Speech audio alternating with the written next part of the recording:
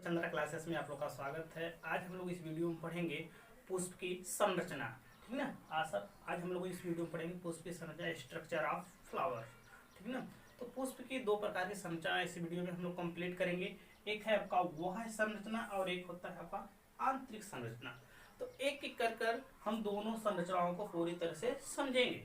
ठीक ना। तो आप लोग वीडियो में अंत तक बने रहें। तो सबसे पहले अगर बात कर ले तो हमारे पास पुष्प है और पुष्प के बारे में थोड़ा सा हम जानकारी प्राप्त कर लेते हैं। जो देख रहे हैं ये पुष्प हमारे पास है गुड़हल का। ठीक ना। तो जो हम बाहर से इस संरचना, इसकी जो बाहर से हम देख पा रहे हैं संरचना, इसे हम कहते हैं वाह्य संरचना। क्या कहेंगे?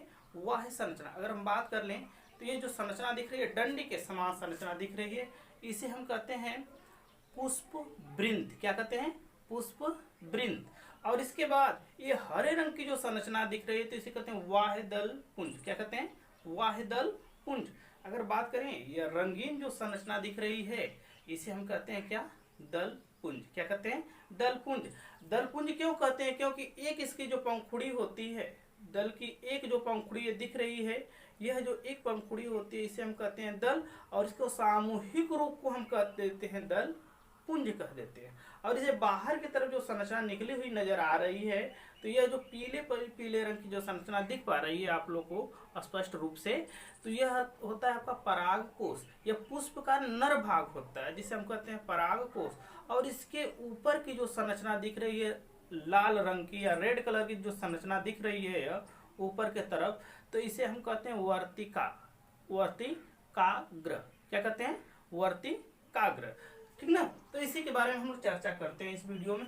तो हम अभी बताएं कि बाहर की तरफ जो डंडी नुमा जो संरचना दिख रही है इसे कहते हैं हम लोग क्या? पुष्प वृंत। क्या कहते हैं? पुष्प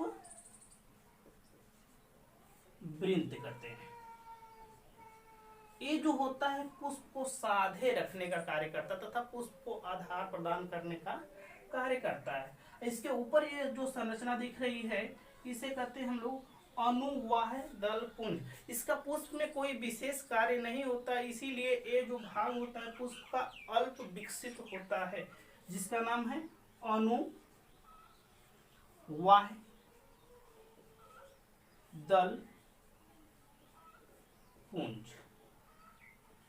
अनुवाह्य दल पुंज। फिर इसके बाद आगे की तरफ हम बात करें तो ये जो भाग दिख रहा है आपका, तो इसे हम कहते हैं वाह्य दल पुंज। क्या कहते हैं? वाह्य दल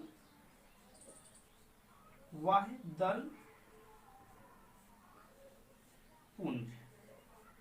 अब इसे पुंज क्यों कहते हैं? क्योंकि ये जो संरचनाएं दिख रही हैं तो इसे हम इन संरचनाओं को बोलते हैं वाह्य दल। क्या बोलते हैं? वाह्य दल। और वाह्य दल का जो सामूहिक रूप से अगर बोला जाए तो उसे हम बोल देते हैं पुंज। तो इसको हम लिख सकते हैं क्या? वाह्य दल। वाह्य दल लिखेंगे। मतलब कि एक जो संरचना यह दिख रही है पंखुड़ी की, तो इसे हम बोलते हैं क्या? वाह्य दल। और उसको सामूहिक रूप से बोले तो इसे बोल सकते हैं वाह्य दल पुंज। ठीक ना। तो ये आपका हरे रंग की होती है। कैसी होती है? तो वाह्य दल पुंज जो होती है हरे रंग की होती है। ये जो होती है प्रकाश संश्लेषण की भी क्रिया करती है तथा पुष्प जब कलिका अवस्था में होता है तो उन पुष्पों को सुरक्षा प्रदान करने का यह कार्य करता है। कौन भाग? तो वाह्य दल पुंज। ठीक ना। तथा कलिका अवस्था में प्रकाश संश्लेषण की क्रिया करके पौधों को ऊर्जा प्रदान, पुष्पों को ऊर्जा प्रदान करने का भी कार्य करती है। इसके बाद आगे की तरफ हम बात कर लें तो ये जो भाग दिख रहा है ये हर वक्त आपको पुष्पों में रंगीन ही दिखेगा। ठीक ना। हर वक्त ये पुष्पों में रंगीन दिखेगा, जिसे हम लोग बोलते हैं दल। क्या बोलते हैं? दल। ठीक ना। दल। अगर एक पंखुड़ी की बात करें तो इसे हम बोल देते हैं एक पंखुड़ी को दल, और सामूहिक रूप से सभी पंखुड़ी को बोले तो इसे बोलते हैं हम लोग क्या? दल पुंज। क्या बोलते हैं? दल पुंज। अगर एक की सिर्फ बात कर ले, एक ही पंखुड़ी की बात करते हैं यहां से और यहां तक की पंखुड़ी की सिर्फ बात कर लें तो इसे हम बोलेंगे क्या? दल बोलेंगे। और सामूहिक रूप से बात करें तो ये क्या बोलेंगे हम लोग? दल पुंज बोलेंगे। इसका कार्य होता है कि कीट पतंगों को अपने तरफ आकर्षित करने का कार्य करता है, जिसके कारण ये परागण की क्रिया संपन्न कर सके। ठीक ना। तो ये परागण की क्रिया को संपन्न करने के लिए हर वक्त ये रंग बिरंग का होता है तथा ये गंध, मकरंद, को उत्पन्न भी करने का यह कार्य करता है आपका दल पुंज, ठीक ना। तो ये पुष्प की तो वह संरचना थी, लेकिन इसमें दो भाग और बच गए। ये आपको दिख रहा है बाहर की तरफ जो संरचना है, तो ये पुष्पों में आपको रेड कलर का ये दिखेगा, ये रंग लाल रंग का दिखेगा। कैसा दिख रहा है? लाल रंग का दिखेगा, जिसे हम बोलते हैं क्या? वर्तिकाग्र, वर्तिकाग्र बोलते हैं इसे, ठीक ना। ये पुष्प का जो होता है मादा भाग होता है, और ये जो होता है आपका परागकोश। ये पीले रंग की जो संरचना दिख रही थी पुष्प में, जो ये पीले रंग की जो संरचना दिखा रहे थे, ये जो दिख पा रहे होंगे आप लोग पीले रंग की संरचना, तो इसका नाम है आपका परागकोश। इसका नाम है परागकोश, ठीक ना। और ये जो संरचना ऊपर की तरफ लाल रंग की जो दिख रही है, यह है आपका वर्तिकाग्र। क्या है? वर्तिकाग्र। तो पुष्प की जो थी वह संरचना थी, इसको पूरी तरह आप लोग समझ पाए होंगे। इसके बाद हम लोग देखते हैं आंतरिक संरचना के बारे में। तो जो ये पुष्प की जो आंतरिक संरचना, अगर बाहर की ये सब पंखुड़ियों को हटा दें, मतलब कि ये दल को बाहर से सभी को हम हटा दें, वह दल और दल को, तो पुष्प आपको ऐसा देखना प्रतीत होगा, ठीक ना। तो अगर इस संरचना की बात कर लें, तो यह जो होता है, अभी हम बताएं, ये जो होता है पुष्प वृंत होता है। क्या होता है? पुष्प वृंत होता है, जो ये पुष्पों को आधार प्रदान करने का कार्य करता है, ठीक ना। पुष्प वृंत क्या करता है? पुष्पों को आधार प्रदान करता है। और इसके बाद आगे की तरफ हम बात करें, तो ये होता है पुष्पासन। क्या होता है? पुष्पासन।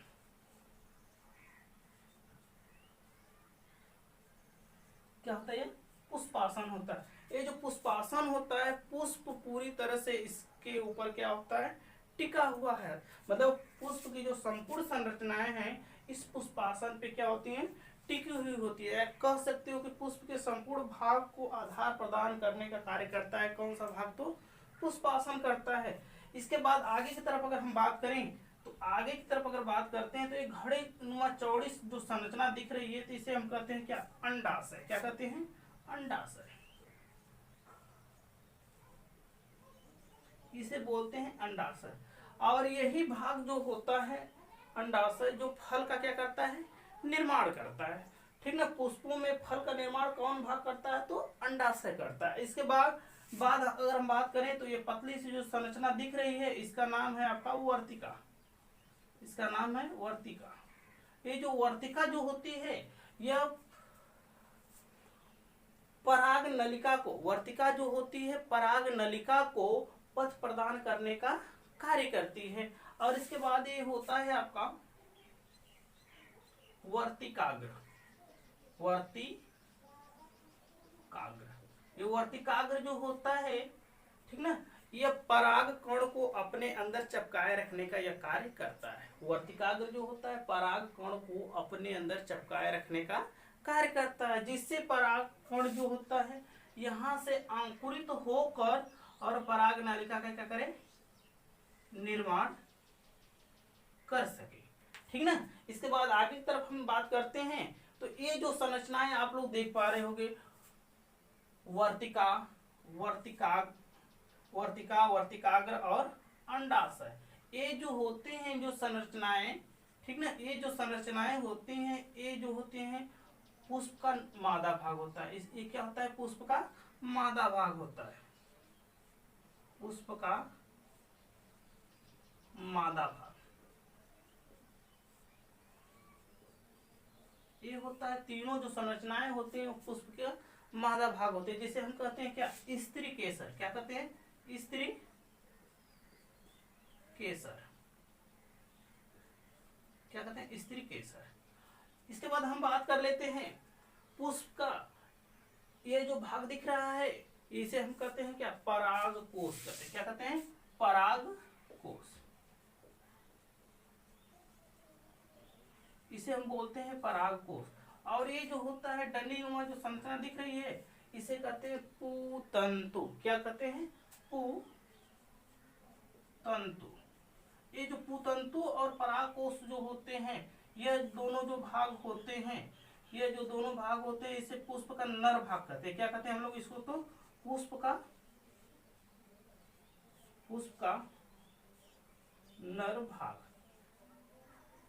ये पुष्प का नर भाग जिसे हम बोलते हैं पुंकेसर। क्या बोलते हैं?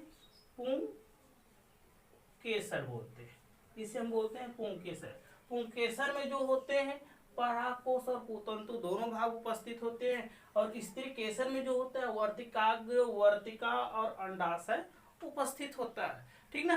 तो ये पुष्प की जो आंतरिक संरचना और वह संरचना रही, और इसको हम एक एक करके बताए, आप लोग को पूरी तरह से अच्छी तरह से समझ में भी आया होगा।